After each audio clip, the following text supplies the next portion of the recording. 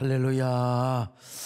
자, 오늘부터는 우리 그리스도인의 영성 관리의 훈련과 실제에 대해서 말씀을 나누려고 합니다. 우리 그리스도인에게 있어서 가장 중요한 것은 영성 관리를 하는 데 있어서 자신의 내면을 돌아보는 데 있습니다. 자신의 내면 세계, 나의 내면 세계는 지금 어떤 상태에 있는가, 이걸 자각해야 돼요. 각성을 해야 돼요. 그리고 나서 우리가 이제 우리 내면 세계, 그리고 우리의 영적인 질서, 이런 걸 잘 세워 나가야 되겠죠. 고든 맥도날드, 이게 맥도날드 가게 하시는 분이 아니고 유명한 영성 학자인데요. 그의 책 내면 세계의 질서와 영적 성장, 좀 오래된 책인데, 이 양반이 이런 말씀을 했어요. 이 시대의 가장 격렬한 전쟁터가 어디냐? 지금 휴전선이 아니라 우리 마음, 내면 세계라는 것입니다. 그러므로 우리의 내면 세계는요, 결코 고요하고 정화되어 있는 것이 아닙니다. 항상 거기는 갈등이 있어요. 우리 마음속에 평화만 있으면 얼마나 좋겠어요. 마음에 갈등이 있고 싸움이 있습니다. 어떨 때는 막 쾌바람이 불고, 어떨 때는 막 폭풍이 불어오고, 어떨 때는 막 쓰나미가 몰려오고 말이죠. 그러므로 우리는 먼저 우리의 내면 세계를 들여다볼 필요가 있습니다. 그런데 그 내면 세계를 들여다본다고 해서 무슨 마인드 컨트롤을 하거나 요가를 하거나 무슨 마음 훈련, 마음 탐구, 그런 게 아니에요. 그런 게 아니고 우리는 하나님 앞에서 하나님의 거룩한 빛으로, 말씀으로, 성령 안에서 나 자신을 돌아보는 것입니다. 그리고 하나님이 주시는 그 비춰주시는 거룩한 은혜와 빛과 말씀으로 자신을 돌아보아야 한다는 것이죠. 오늘 본문에서 다윗은 이렇게 고백합니다. 먼저 내 마음이 어떤가? 나는 사람들을 너무나 미워하고 있지는 않는가? 오늘 본문에서 다윗이가 그렇게 고백하지 않습니까? 그러면서 하나님, 내 마음이 어떤가 살펴보옵소서. 그리고 내게 무슨 악한 행위가 있나 보시고 자신을 영원한 길로 인도하여 주옵소서. 기가 막힌 말씀입니다. 이 말씀 가지고 우리가 맨날 기도할 필요가 있습니다. 시편 139편 23절로 24절 같이 봅니다. 시작. 하나님이여, 나를 살피사 내 마음을 아시며 나를 시험하사 내 뜻을 아옵소서. 내게 무슨 악한 행위가 있나 보시고 나를 영원한 길로 인도하소서. 그렇습니다, 여러분. 하나님이여, 나를 살피사 내 마음이 어떠한지를 좀 보시옵소서. 그리고 내 행위가 왜 이렇게, 나는 누군가를 미워하고 당연히 원수들을 쳐야 되지만 그럼에도 불구하고 하나님이 원하지 않는 내게 악한 마음이 없나 살펴달라는 것입니다. 그래서 우리는 하나님 앞에요, 영성관리를 잘하기 위해서는 은밀한 공간에서 은밀한 시간을 가질 필요가 있습니다. 성경에 보면 여호와 보시기에, 아무개는 여호와 보시기에 선한 왕이었더라, 아무개는 여호와 보시기에 악한 왕이었더라. 그러니까 오늘 우리도 사람들이 아무리 저 서목사 훌륭하고 말이야, 아무개 장로는 너무나 좋고, 그 소용없어요. 하나님이 나를 어떻게 보고 있는가? 여호와 보시기에. 그래서 이제 하나님 앞에 은밀한 시간에 그렇게 기도하는 겁니다. 하나님, 저는 어떤 사람입니까? 제가 하나님 보시기에 어떤 사람입니까? 저를 통하여 하나님의 기쁘신 뜻이 이루어지게 하여 주시옵소서. 하나님의 아름다운 뜻이 이루어지게 하여 주옵소서. 오늘 이 시간도 여러분이 이러한 사실을 깨달으시기를 축원합니다. 주님의 뜻을 이루소서. 고요한 중에 기다리니 진흙과 같은 날 잊으소. 주님의 형상 만드소서. 주님의 뜻을 이루소서.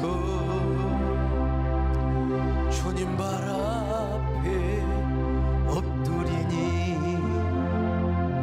나의 맘속을 살피시소. 눈보다 희게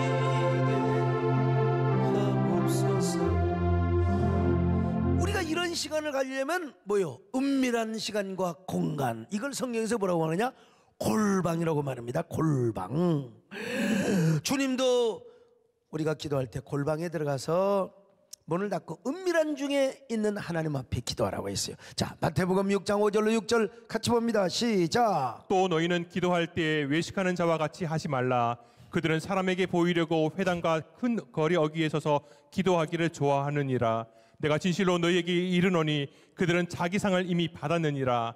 너는 기도할 때 내 골방에 들어가 문을 닫고 은밀한 중에 계신 내 아버지께 기도하라.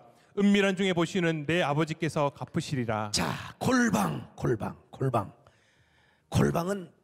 저 방, 안방 안에 있는 방을 말하는 거예요. 옛날 우리 시골에도 안방에 들어가려면 뚫방이 있어요. 뚫방 알아요? 뚫방을 몰라요? 뚫방이라고 있어요. 신발 벗어놓고 그게 올라가면 마루가 있어요. 마루에서 방으로 들어가면 안방이 있어요. 에? 안방에서 가운데 방을 거친 집도 있고 우리 집 같은 경우는 가운데 방을 거쳐서 그 다음에 도장이라고 하는 거 거기에 쌀 넣고 이게 뭐냐면 골방이에요. 골방. 안방 속에 있는 방을 골방이라고 하는 거예요. 자, 그 골방에서는 요즘이야 칸막이가 잘 되어 있고 소리가 잘 안 들리지만 옛날에는 그 골방에 들어가서 어지간한 소리를 쳐도 안 들립니다. 그 골방에서 아무 소리도 들리지 않고 쥐새끼 소리도 안 들릴 거예요. 그 조용한 곳에 가서 하나님 앞에 은밀하게 기도하라는 말입니다. 근데 이제 바리새인들은 말이요, 기도를 어디서 하느냐? 막 보면요, 강단에서 숨어서 기도하는 게 아니라 우리 교회 동상 앞에 가지고 말이요, 거기서 돗자리 깔아놓고 주여 그러면 야 정말 기도 많이 하네. 어? 또 아니면은 막 사방길 어귀에 저기 어디요?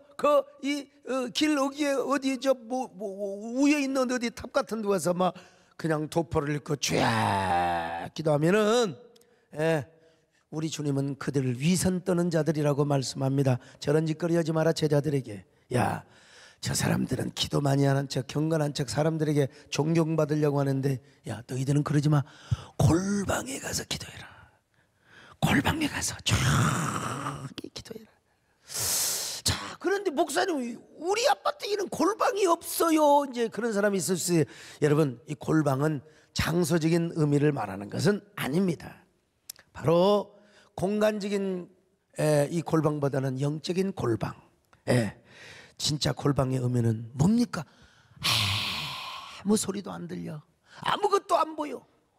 오로지 주님 소리만 들리고 주님만 보이는 바로 그 장소. 그러니까 골방은 어디든지 가능합니다. 여러분, 여기서도 주님과 나 사이면은 골방을 이룰 수가 있는 것입니다. 아무리 사람이 많이 다니고 시끄러운 서울역 앞에서 아무리 막 뺑, 옛날 요즘 KTX는 소리도 안 나지만 옛날에 뺑 치치 푹푹 푹푹 나는 이렇게 흉도 잘 내요.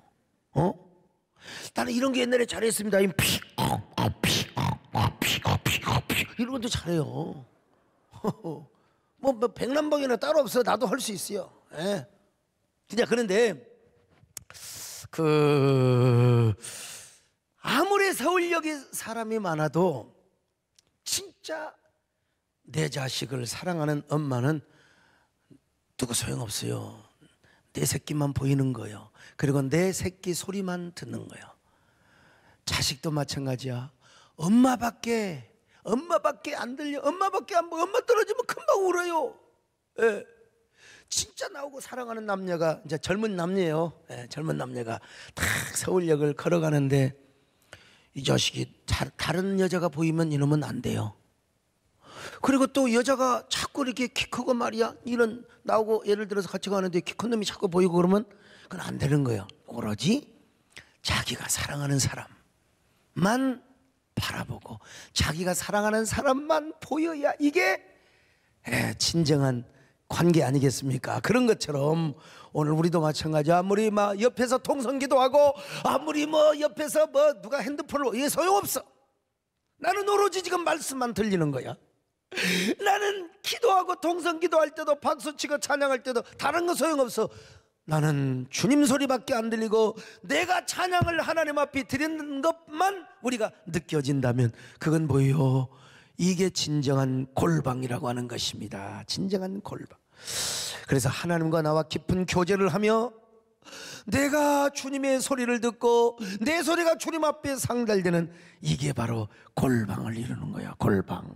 자, 그런 의미에서 에레미야 선지자는 이렇게 말했습니다. 에레미야 33장 3절입니다. 시작. 너는 내게 부르짖으라. 내가 네게 응답하겠고 네가 알지 못하는 크고 은밀한 일을 내게 보이리라. 그냥 부르짖으면 되는 거예요. 옆에서 아무리 뭐 철학에도 아무리 여러분이 이따가 불 꺼놓고 통성기도해도 아이고 옆 사람의 기도가 들리면 그건 좀 그래요. 들리잖아. 나는 그저 주님의 말씀, 내 귀에는 주님의 은혜의 소리, 그리고 아무리 옆 사람이 소리를 질러도 내 기도가 주님 앞에 올라가고 주님하고 나오고 관계가 이루어지면 이게 뭐예요? 이게 진짜 골방을 이루는 거예요. 오늘 여러분 골방을 이룰 때 뭐예요? 내 내면 세계를 들여다볼 수 있고 하나님의 뜻을 알 수가 있게 되는 것입니다. 여러분 골방을 이루시기를 바랍니다. 오늘 여러분 주님 앞에 부르짖을 때 여러분의 소리가 주님에게만 들려지기를 바라고, 그리고 주님의 음성이 여러분의 귀에 들려지시기를 축원합니다. 할렐루야.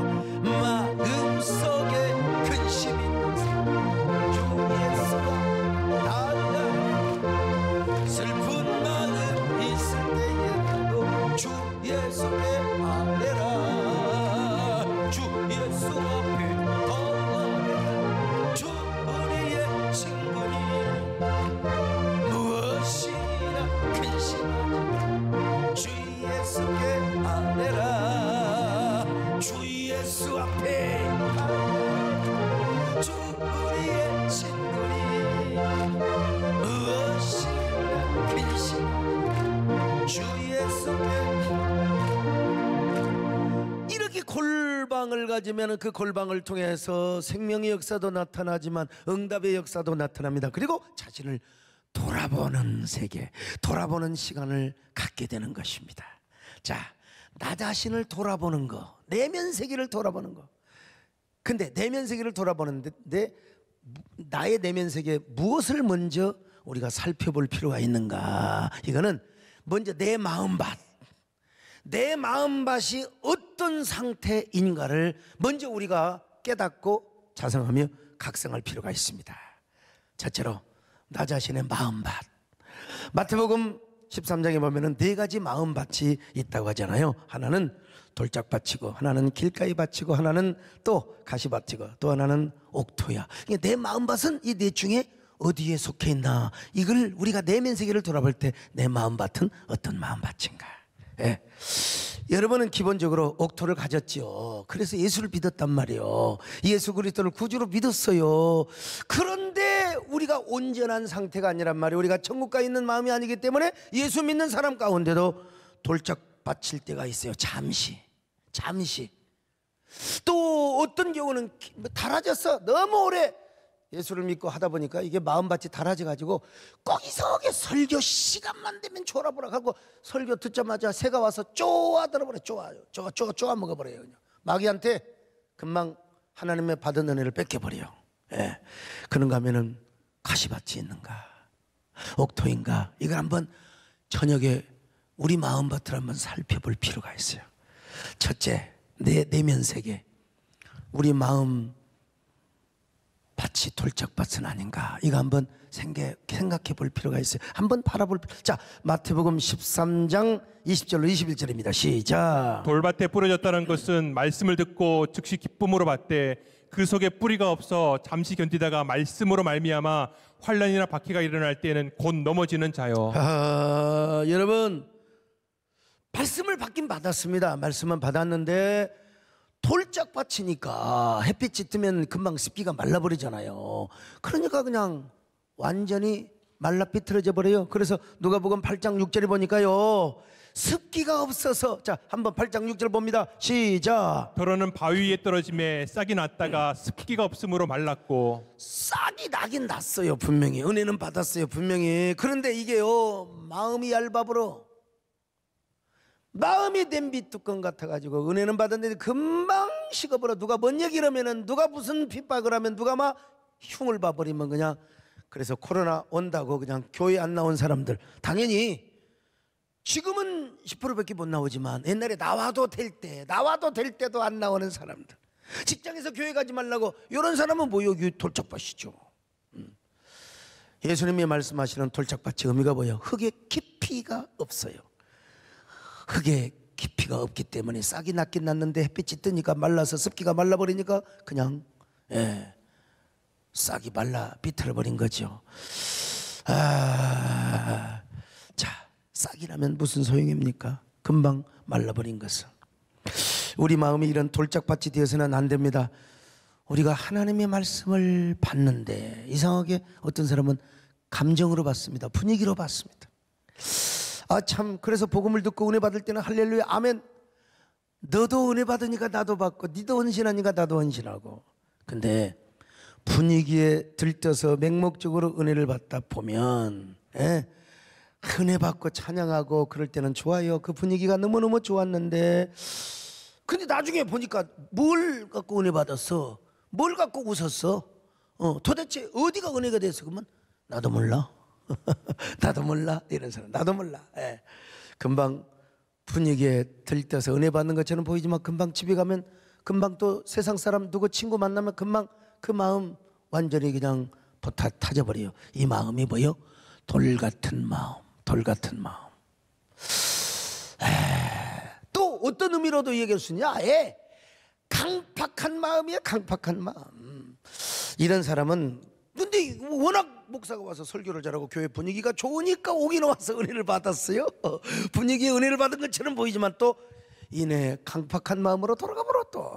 또 자기 고집 소신으로 가버려요. 이런 사람 복음적인 열매가 없습니다. 심령 깊은 곳으로부터 생명의 변화가 이루어지지 않아요. 대부분 이런 사람은요, 바로 이런 사람이 이제 돌짝밭의 마음이라고 할 수 있는데, 이거 참 창피한 얘기입니다. 옛날 우리나라에서요, 선교사들이 보니까 참 우리 한국 사람들은 보면은 겉다르고 속다른 경우가 많아요. 어떻게 끌려왔어요. 선교사가 잘해주고 선물도 주고 뭐 계란도 주고 또 교회 오니까 사탕도 주고 그래서 왔어요. 와가지고 예수를 믿는다고, 또 믿었어요. 갖고 세례도 줬는데 이 양반이 또 세상 친구 마음이 좋아 하고 세상 친구하고 놀러 가서 또 그냥 술 먹고 기생질하고 주색 잡기 하고. 선교사들이 보니 안 되겠거든요. 안 되겠다. 그래서 학습제도를 만들어놨어요. 학습제도. 6개월 동안 한번 저 사람이 진짜 잘 믿나 안 믿나 보고 그 다음에 학습을 줘요. 학습. 세례가 아닙니다. 학습교인 성도라고 하는 겁니다. 그리고 나서 이제 6개월 후에 또 다시 봐가지고 별과 없으면 이제 세례를 주는데, 세례를 받아도 또 그놈은 또 결국 그 벗을 못 줍니다. 우리나라 아무튼 세계에 학습제도가 있는 나라 우리나라밖에 없어요. 원래 성경적으로는 예수 믿으면, 확실하게 믿으면 그 즉시 세례를 주는 것이 성경적입니다. 근데 우리나라는 그렇지를 않아요. 그래가지고 선교사들이 학습제도를 만들어 놓고 그 다음에 또 6개월 후에 다시 세례제도를 만들어 놓고, 참 부끄러운 일이죠. 어쨌든 간에 얼마나 마음이 변덕쟁이였으면 돌밭 같았어요. 은혜는 받은 것 같아. 싹은 났어. 그런데 핍박이 오든지 아니면 또 습기가 없어, 은혜가 떨어지면 바로 와서 세상 사람이 되어버리고 만다 이 말이에요. 그러니까 돌짝밭의 마음은 언제나 현재적이고 찰나적이요. 은혜 받았는데 내 밑두꺼처럼 식어버리고 말았어요. 심지어는 그 본성이 그러면 장로가 되고 집사가 되고 권사가 되었는데, 목사도 이따금씩 그런 사람을 볼 수 있어요. 분명히 성령의 감동을 받아서 은혜 받았어요. 근데 마음이 변해버려요. 은혜 받고 헌신하기로 마음 먹었는데 금방 마음이 변해요. 분노 조절이 안 돼가지고. 이것도 참 큰일입니다. 아무튼 간에. 그래서 오늘 우리는 내 자신이 어떤 마음밭인가, 혹시라도 내가 돌짝밭의 마음을 가지고 태어나지는 않았는가, 그럼 이제 마음을 고쳐야죠. 여기 소목사는 어떤 사람이냐, 돌짝밭을 기경하는 사람입니다. 우리 교회도 오셨습니다마는 한교총 전 대표 회장이셨던 김태형 목사님 계시는데, 이분은 안동김 씨. 예? 자, 안동김 씨인데 이분이 이제 한학을 하시고 서예 조예가 깊으셔서 저에게 글씨 휘호 하나를 써갖고 오셨어요. 그게 뭐냐면 석전경호입니다. 석전경호. 무슨 말이냐? 돌 같은 마음을 갈아 엎어버리는 소목사가 되시오. 우자가 소우자예요. 그러니까 여러분, 우씨나 소가나 거의 같다고 볼 수 있어요. 그래서 이 얘기합니다. 우씨한테 같은 본이라고. 여러분, 우소. 그래서 저는 여러분, 돌짝밭을 기경하는 이런 목사가 되는 의미에서 저는 그걸 썼는데, 제가 가만히 보면은 제 설교가 좀 굉장히 여성적이고 좀 부드럽고, 저도 그렇게 하고 싶어요. 원래 제 마음은 부드러워요. 예? 제 설교가 좀 부드럽고 여성적이고 좀 이렇게 아주 마이크로 소프트하면 얼마나 좋겠어요. 근데 저는 좀 남성적이고 야성적이고 도전적이고 막 그렇잖아요. 저 그런 굉장히 감성적으로, 시도 굉장히 서정적으로 잘 쓰는데 설교는 굉장히 남성적이고 야성적이요. 근데 그 설교를 글로 옮겨 놓으면 굉장히 감성적이고 부드러워. 이번에 이제 에델바이스 당신이라는 책을 제가 이제 냈어요. 아직 서점에 이제 다음 주에 나가는데, 이 책을 봐도 이 문자로 오면 이 저의 글이 얼마나 수리하고 화려하고 부드러운지 몰라요. 근데 똑같은 원고인데도 제가 설교를 하면은 야성적이고 남성적이고 말이죠. 에델바이스예요. 그렇게 안 하고 에델바이스 이러니까 그래요. 어쨌든 간에 제가 좀 설교를 여성적이고 또 아주 부드럽게 설교하는 사람을 봅니다. 세계에서 가장 설교를 부드럽게, 스피치를 부드럽게 하는 사람이 빌 게이츠라고 그랬잖아요. 예, 마이크로소프트하게. 그러나 저는 누구도 따라하지 못하는 장점이 있습니다. 그것은 뭐냐? 여러분, 돌짝밭을 기경하는 능력이 있습니다. 저한테 그런 은혜가 있습니다. 진짜 누구도 못하는데 저를 만나면 아무리 강팍한 사람도 1시간, 2시간 얘기하면 이게 진짜 마이크로소프트가 되는 거야. 예. 그리고 뭐 누가 어쩌고 처음에 와가지고 이제 소목사 나도 어제 이제 뭐 금식하고 오늘 또 하고 그러니까 얼굴 보니까 확실히 좀 한 1년 더 늙은 것 같아. 이제 내일 모레 되면 다시 또 펴집니다. 근데 보면은 저도 이렇게 조용하면 좋을 텐데 뭐하게 그냥 그렇게 그냥 액션을 취하면서, 어떤 애가 그러잖아. 막 소강성 목사 철학교대 막 이런 사람이라고 말이야. 이런 사람. 근데 중요한 것은 뭐냐? 나는 돌밭을 기경하는 사람입니다. 오늘 여러분, 내 마음이 좀 강팍하다, 내 마음이 냄비뚜껑처럼 맵다, 이런 사람 오늘 말씀을 들으시고 여러분의 돌밭을 깨엎어버리시기를 축원합니다. 돌밭을 기경하시기를 바랍니다. 목마른 사슴이 시냇물을 찾는 것처럼 그런 사모하는 사슴이 되시기를 바랍니다. 목마른 사슴 시냇물을 찾아 헤매이듯이 내 영혼 주를 찾기 갈급하나이다. 주님만이 나의 힘, 나의 방패, 나의 장소, 나의 몸 정성 담아 져서 주님 경배하면 나의 기쁨, 나의 소망 되시며 나의 생명이 되신 주, 밤낮 불러서 찬송을 드려 일하신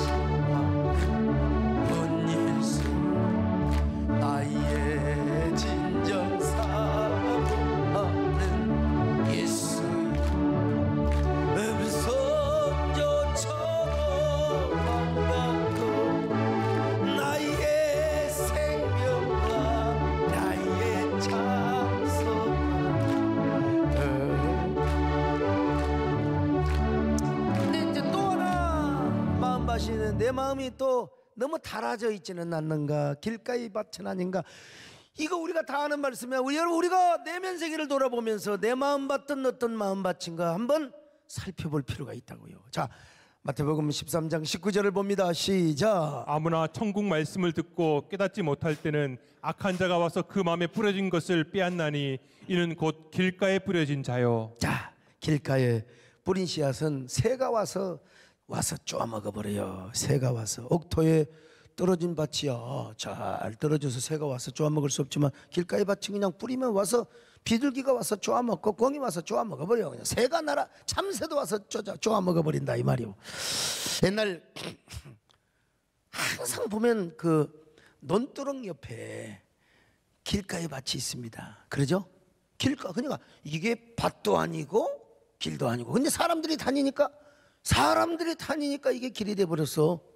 그래갖고 이스라엘에서 이제 씨를 게을러 터진 사람들이 좀 다 고랑에 다니면서 씨를 뿌려야 되는데, 게을러 터진 인간들은 이제 바람이 불 때 있잖아요. 바람 불 때 씨를 훅 날려버려.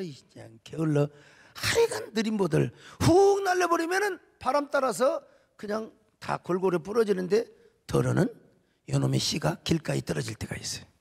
자, 그러면 당장 와서 새가 쪼아 먹어버리고 만다 이 말이요. 옥토에다가 뿌리면 씨를 뿌려놓고 흙으로 싹싹 덮으면 되는데, 길가에 떨어지니까 이놈의 새들이 와서 쪼아 먹어버리고 말더라 이 말입니다. 여러분, 그러니 이런 사람에게 무슨 결실을 거둘 수 있겠습니까?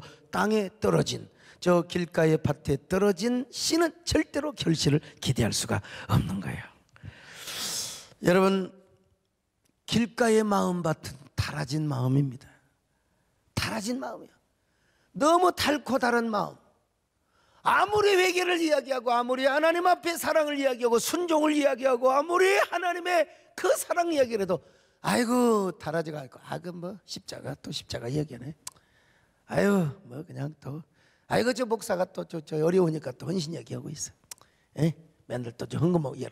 아이고 요즘 전도, 요즘 같은 무슨 시대에 전도를 다 해. 그냥 달아져 가지고 아이고 갖고 설교 벌써 15분 되면 아이고 안 끝나냐.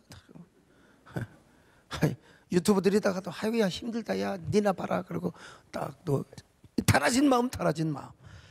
여러분, 그 달아진 마음에는 말씀이 들어가도 마귀가 와서 뺏어 먹어버려요. 쪼아 먹어버려요. 새가 날아든다. 그냥 꽁만 날아드는 게 아니라 온갖 잡새들이 와가지고 이놈의 참마귀들이 와서 우리의 마음속에 말씀이 떨어지고 은혜가 떨어져도 이걸 그냥 마귀가 쪼아 먹어버린다 이 말이요. 아무리 집사, 권사, 장로가 되어도 마음을 뺏겨버려요. 여러분, 우리 마음밭이 달아져 버리면 우리 마음밭이 세상에 뺏겨버려요. 은혜를 세상에 뺏겨버린다 이 말입니다. 여러분, 오늘 우리 마음 어떤 사람인가, 혹시라도 내가 너무 달아져 있지는 않는가, 달아져 있지는 않는가. 장로님이 된 다음에도 꾸준히, 장로 되기 전에는 잘 하다가 장로가 딱 되고 나면 이제 그냥 딱 입 딱 씻어버린 사람, 이게 달아진 사람이에요. 장로가 되고 권사가 되고, 그런데도 불구하고 계속해서 은혜를 사모하고 하나님께 순종하고 사명을 따라 살고, 여러분, 이런 사람이 어떻게 길가에 마음이 되겠습니까? 분명히 우리가 은혜를 받았는데 세상 생각이 들어와도 안 되고, 세상 생각이 우리의 마음속에 있는 은혜를 빼앗아가도 절대로 안 됩니다. 여러분, 그 은혜를 누가 뺏어갑니까? 마귀가 뺏어가는 거예요. 속지 마세요. 여러분, 우리는 언제나 성령께 매여 살아야 됩니다. 말씀에 매여 살아야 됩니다. 은혜에 매여 살아야 됩니다. 할렐루야. 절대로 뺏기지 마시기를 바랍니다. 속지 마세요. 세상 허영과 쾌락에 속지 마세요. 속지 마라. 세상 허영 마음 뺏기지 마라. 세상 것은 일장에 주고 물거품과 나는 예수님 부르서 참아주는 세상 영광 넘쳐내도 주님. 진짜 우리 교인들 대단하다. 나도 이게 첫 가사가 생각이 안 나요. 우리 권사님한테도 이게 첫 가사가 어떻게 되죠? 세상에는 눈물뿐이고, 이걸 내가 왜 몰라? 근데 이게 4절인가 몇 절인가 되거든요. 근데 오늘 우리 교인들 보니까 김성호 목사님도 몰라요. 이런 노래 있는지도 몰라. 젊은 세대는 그래요. 이제 90년대생 저놈들. 근데 이게 여러분 얼마나 좋습니까? 이런 노래를 한번 다시 불러봐요. 여러분 다시 봐. 속지 마라, 속지 마라, 세상을 향해 마음 뺏기지 말고, 세상 것은 일장의 주먹.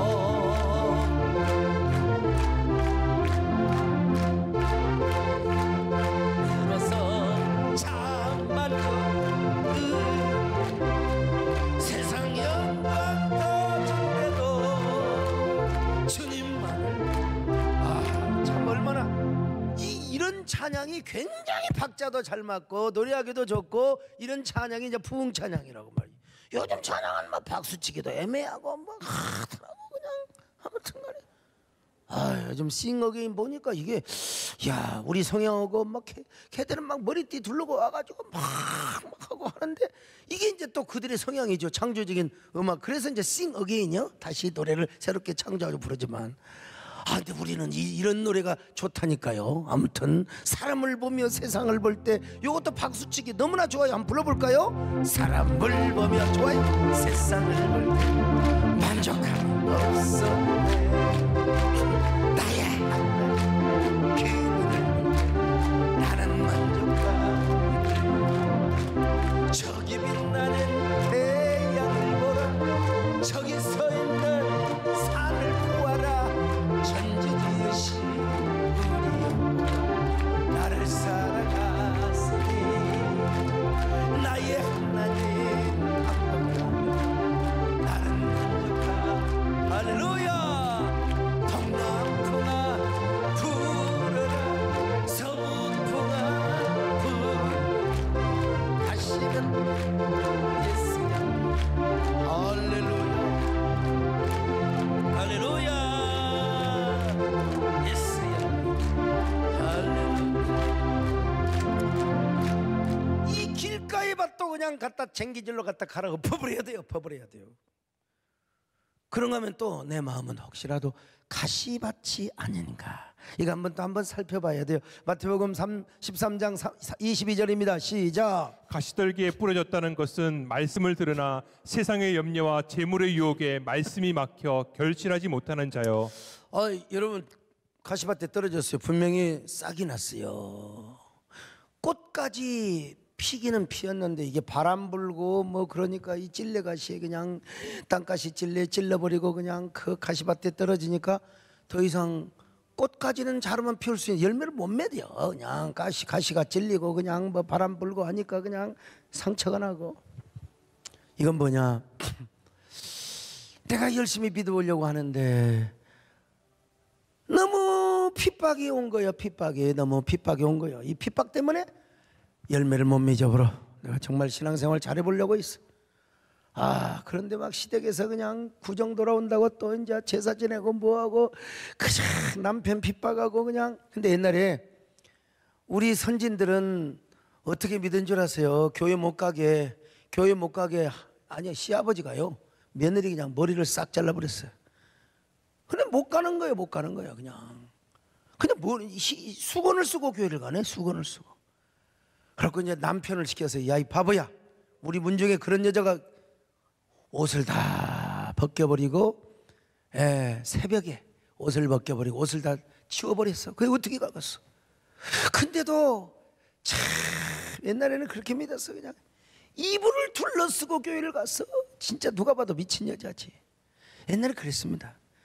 그래도 남한테 해는 안 줬어요.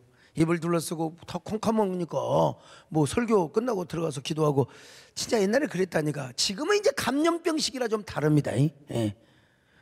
여러분들은 지금 이불을 둘러쓰고 오는 게 중요한 게 아니라 마스크를 둘러쓰고 오는 겁니다. 시기가 다르니까 어쨌든 간에. 그런데 이게 참 또 뿐만 아니라 핍박뿐만 아니라 마음속에 고난과 역경과 근심 유혹 때문에 열매를 못 맞는 것을 비유하고 있습니다. 불행한 사람이요. 신앙은 역설적인 면이 많거든요. 똑같은 핍박과 역경 그리고 근심과 염려와 걱정이 가득한 환경이 몰려와도 그 역경 속에서 국민일보 역경의 열매가 있잖아요. 그 역경 속에서 열매를 맺는 것입니다. 그래서 기독교는 오히려 핍박 속에서 교회가 성장하고 부흥하는 경우가 많았어요. 개인도 핍박과 고난 속에서 하나님과 더 가까워지고 신앙이 성장하는 경우가 많습니다. 저를 보세요. 고난이 없었다면 오늘의 소목사는 존재할 수가 없었지요. 저뿐 아니라 많은 사람들이 고난 때문에 오히려 더 신앙이 성숙하고 축복의 사람으로 성장을 한 것입니다. 자, 이런 사람도 있는데 어떤 사람은 고난과 역경, 근심과 염려 때문에 그냥 꽃을 좀 피우려다가 말아버렸어요. 이 사람은 은혜를 진짜 많이 받았습니다. 은혜를 많이 받아서 많이 씨앗도 잘 자라고 거방꽃도 피고 그랬어요. 성령의 감동도 받았어요. 눈물도 흘렸습니다. 하나님 뜻대로 살고 좁은 길 가기로 작정을 했습니다. 헌신하기로 했어요. 사명의 길로 가기로 했어요. 그런데 문제는 뭐냐? 세상의 재리와 염려와 돈 걱정과 여러 가지 염려를 하면서 안 되는 겁니다. 우리 그리스도인에게 있어서 가장 고비기 넘기기가 이겁니다. 결국은 핍박이 됐든지 세상 걱정이 됐든지, 자, 이건요 분명히 성령께서 감동을 주시고 그렇다고 허무맹랑한 감동이면 안 됩니다. 내 힘으로 도저히 불가능한 것은 여러분 이거는 안 됩니다. 아무리 해도. 그러나 분명히 성령께서 합리적으로 감동을 주셨어요. 그리고 내가 너를 이렇게 하면 복을 준다고. 그런데 또 내가 이렇게 순종을 했다가 어떻게 내가 이 살림을 꾸려가는 말인가. 내가 이렇게 다 했다가 이거 어떻게 내가 가정을 꾸려가야 된단 말인가. 이성적으로 합리적으로 생각을 해보면 정말 힘들어요. 도저히 안 되는 거예요. 그래서 하나님 뜻에 순종을 못합니다. 여러분들이 바로 이런 마음을 갖고 있지는 않는가? 이런 마음을 갖고 있나? 한번 우리가 돌아볼 필요가 있습니다. 내 마음밭에 내면 세계는 어떠한 상태에 있는가? 신앙생활을 하다 보면 마귀가 우리에게 온갖 역경과 환난을 가져줄 수 있고 염려와 근심을 갖다 줄 수 있습니다. 여러분, 이럴 때 우리는 이걸 이용해야 할 필요가 있습니다. 역이야. 네가 나한테 아무리 근심을 가져다 주고 염려를 가져다 준다 할지라도 나는 오히려 하나님을 더 사랑하리라. 가지까 내가 무슨 하나님을 위해 사는 것이지 나의 미래는 없다. 하나님께 순종한다 이놈아. 그러면 하나님께서 역설적인 승리와 축복을 더하시는, 이게 뭐냐? 믿음의 비밀입니다. 믿음의 비밀. 이렇게 하려면 어떻게 되느냐? 여러분, 골방에 들어가야 돼요. 골방에. 여러분 그냥 계속 내 생각만 계속하면 안 돼. 내 이성적인 그런 이 계산만 하면 안 돼요.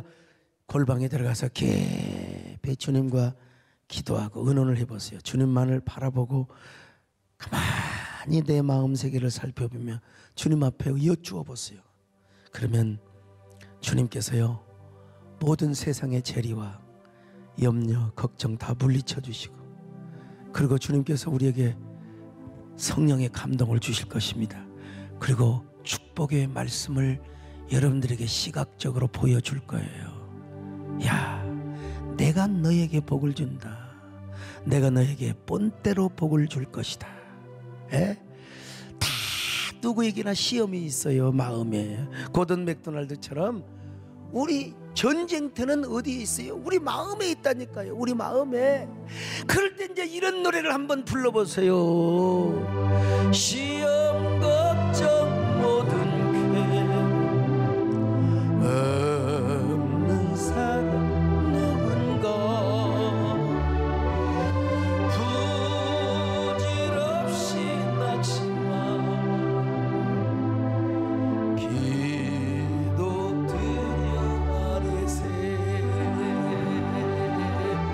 이런 진실하신 채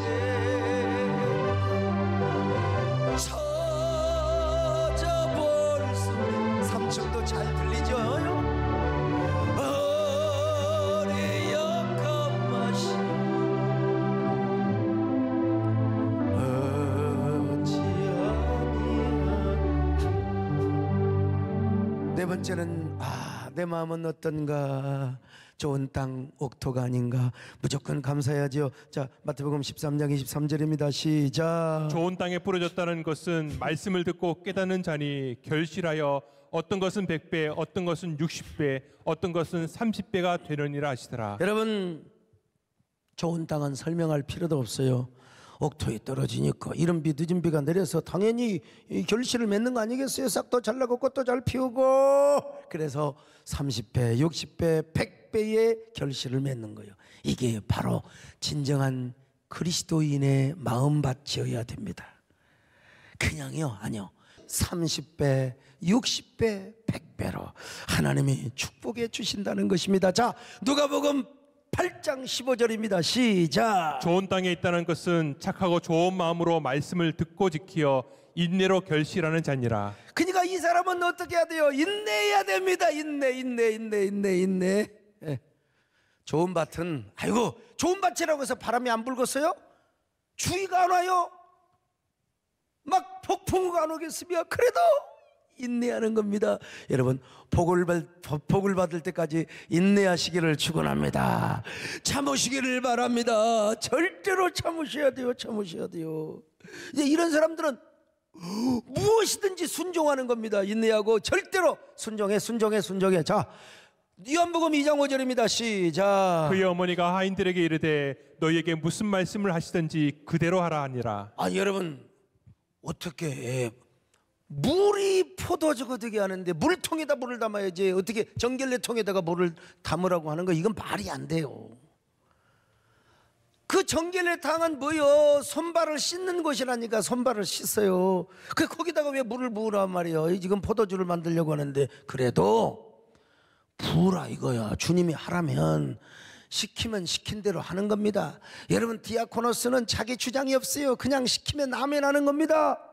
그래서 물을 부으라니까 부었어요. 부으니까 거기 여보요, 예수님이 말씀하시니 물이 변하여 포도주가 된 겁니다. 이쯤 되면 이 노래가 나와야지요. 예수님 말씀 물이 변하여 포도주.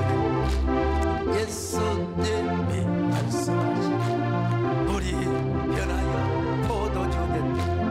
예수님 나에게도 말씀하셨어. 새롭게 변화시켜줬어. 그렇게 순종하면 어떻게 돼요? 30배, 60배, 100배로. 자, 마태복음 13장 23절입니다. 시작. 좋은 땅에 뿌려졌다는 것은 말씀을 듣고 깨닫는 자니 결실하여 어떤 것은 100배, 어떤 것은 60배, 어떤 것은 30배가 되느니라. 말씀을 듣고 깨달아요. 깨달으니까 절대로 누가 세상 재리, 염려, 걱정 이거 와도 주님의 말씀에 순종하는 겁니다. 주님의 감동에 순종하는 거예요. 그러면 30배, 60배, 100배로 하나님이 채워주신다는 거예요. 이게 어떤 사람만이 이 축복을 주느냐? 좋은 땅, 좋은 밭을, 마음밭을 가진 사람. 나 옛날에 맨날 얘기했잖아요. 부동산 기도원에서 가서 기도하다가 돈 주어서 오줌 싸다가, 그때 주님께서 제 마음속에 감동하기를, 야 너는 순종하는 만큼. 근데 지금 내가 순종이 부족했던 것 같아요. 순종을 더 잘했으면 더 큰 교회를 하나님께 짓게. 근데 우리 권사님하고 집사람은 또 그냥 이 사후 그냥 쓰러져 죽을까 싶어갖고, 나도 거기서 또 내가 순종을 좀 덜 했네. 땅을 한 1000평만 더 했으면. 서정 하나님 그러죠. 기왕. 여러분 그렇잖아요. 애도 날 때 낳지요. 나이 먹어서 낳으려면 지금 힘들어요. 여자분 지금 내일 모레 60이 된 사람은 애 낳기 힘들어. 안죠. 여러분 날 때요 그냥 썩썩 나버려야 돼. 썩썩 날 때 나는 겁니다. 철없이 그냥 철없을 때 그냥 놔야 돼요. 철없이. 그러면 낳다 보면 쌍둥이도 낳고 또 낳다 보면 그냥 연년생도 낳고.